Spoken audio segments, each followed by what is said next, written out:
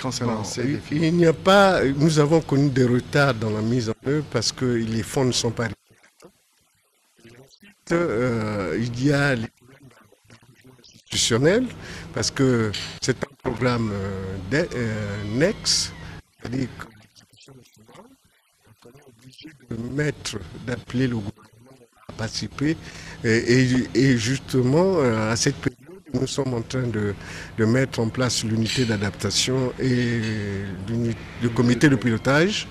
Les études, il y a quelques études que nous avions démarrées, compte tenu de nos études antérieures sur la communication nationale initiale, la communication initiale, la seconde communication, nous avons pu évaluer. Donc nous ferons des études sur l'évaluation, les lacunes que nous avions eues dans les communications nationales. Autre activité, nous ferons, je crois que les stratégies de communication et puis la cartographie des institutions parce que nous n'avons pas réellement la cartographie des institutions. On la mettra en place, on mettra un expert sur ces problèmes d'analyse des lacunes institutionnelles, des lacunes physiques. Bon, je crois que d'ici là, nous passerons vers la fin du mois de décembre, nous irons sensibiliser le projet parce qu'il faut aller dans les zones vulnérables comme la zone côtière, comme la zone agricole potentielle qui est aussi qui connaît des impacts importants. Nous irons sensibiliser dans la vallée du Niari, nous irons à Brazzaville pour les problèmes des établissements que je connais. Mais je crois que je laisserai la parole au gouvernement pour l'implication de ce projet. Et qu'est-ce que vous voulez ajouter à tout ça? Que pensez-vous? Bien, mais à tout ça, il faut déjà prendre des mesures institutionnelles très importantes. Fait que déjà, nous avons commencé à sensibiliser les autres parties de la partie donc, publique, donc les ministères. On a déjà apporté la sensibilisation, c'est pourquoi certains ministères ont bien répondu déjà à répondre favorablement à cette initiative. Donc sur les 14, il y a déjà, presque tous les 14 y ont répondu et que la société civile aussi a déjà répondu. Et il y a là donc, nous allons donc facilement finaliser cette partie institutionnelle au niveau disons que les dispositions administratives seront prises pour qu'on puisse donc déjà démarrer à bon escient ce programme. Mais ce que nous voulons voir à l'avenir, c'est que vous savez que le Congo est fortement engagé dans la conservation de ses écosystèmes forestiers. C'est pourquoi il a déjà pris beaucoup de dispositions au niveau administratif. Nous avons déjà eu à mettre en place le PNAE, déjà en 1994. On a mis en place le PAFT en 1992.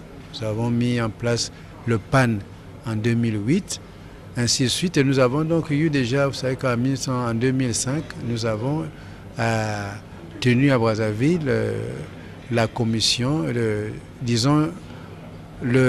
a signé le traité sur la conservation des forêts du bassin du Congo. Donc cet engagement nous demande à dire que nous sommes fortement engagés dans la conservation de nos écosystèmes. Pour faire déjà, c'est l'alerte au changement climatique. Donc si nous gérons bien notre écosystème, je crois que nous aurons très peu de problèmes pour pouvoir faire face à ces changements climatiques. Oui, mais pour le changement climatique, pour l'adaptation, ce que nous avons fait, premièrement, il faut procéder à l'identification des différents projets qu'il faut développer. Et donc à ces projets identifiés, on prend des mesures, que ce soit au plan administratif ou bien financier, pour qu'on puisse donc procéder à cette adaptation des situations nouvelles qui vont se prononcer à nous. Et vous? Je crois qu'il faut que l'État, le gouvernement intègre dans le processus qui est à long terme, parce que les projets sont je crois, donc un gap de 2 ans. C'est insuffisant avec tous ces retards. Alors que c'est un processus à long terme, il faut qu'il nous aide à terminer certains processus avant que le Congo insère des projets d'adaptation dans le budget de l'État. Donc nous demandons à à la partie institutionnelle internationale, d'aider le Congo à mettre en place justement des projets qui pourront permettre dans le budget, par exemple du point de vue des budgets sur la microfinance, le budget sur les villes, l'état des villes, les matériaux, les projets sur les foyers améliorés, parce qu'au Congo, il y a très peu d'énergie. Il y a beaucoup de délestage, donc la consommation énergétique n'est qu'à 2 à 300 kW par habitant, très faible donc dans la consommation. Donc il faut améliorer justement avec les micro-barrages, c'est insuffisant. Donc faire des plantings, des arbres à croissance rapide pour pouvoir juguler le problème d'énergie dans la cuisson et même dans beaucoup de problèmes d'énergie. Déjà même, il y a un projet qui se développera d'ici là dans les plateaux Bateke sur les plantations artificielles des espèces à croissance rapide afin de pouvoir ravitailler la ville de Brazzaville en bois énergie.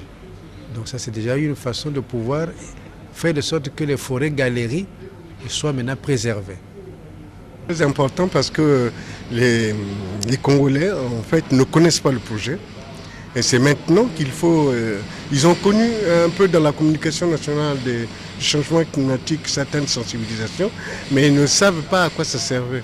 Le projet d'adaptation, je crois, va les mettre dans le train pour pouvoir réfléchir sur certains projets de base, les projets de base comme faire des briquets de charbon, parce que les forêts, par exemple, du sud sont pratiquement crémées. On ne trouve plus de forêts normales. Et même dans la perte de la biodiversité, il faut en parler. Il y a vraiment une perte de biodiversité dans le sud, pas dans le nord, mais dans le sud, il y a une perte de biodiversité, si bien qu'il y a des problèmes de migration de certaines populations du sud vers les plateaux, les zones favorables à l'installation des hommes. Et au niveau institutionnel, est-ce qu'il faut améliorer la sensibilisation aussi? Oui, au niveau institutionnel. Au niveau institutionnel, il faut améliorer la sensibilisation. Parce que comme il vient de le dire, il faut dire que c'est au niveau gouvernemental et de peut-être certaines mêmes ONG de société civile où l'information est déjà bien perçue. Mais les autres personnes, c'est-à-dire on peut dire que le commun des mortels ne comprend pas encore la nécessité ou le problème d'adaptation.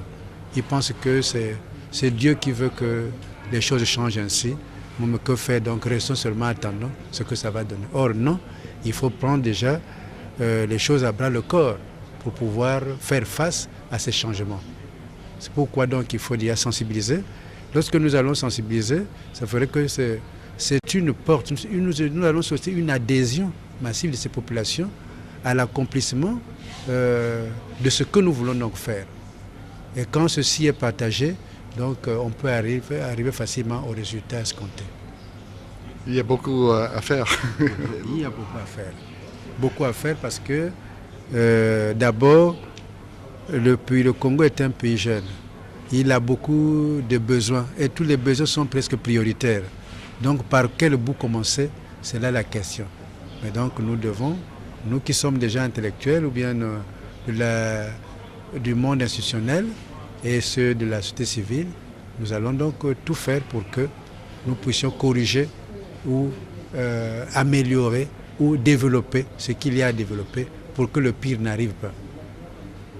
Merci beaucoup. Merci.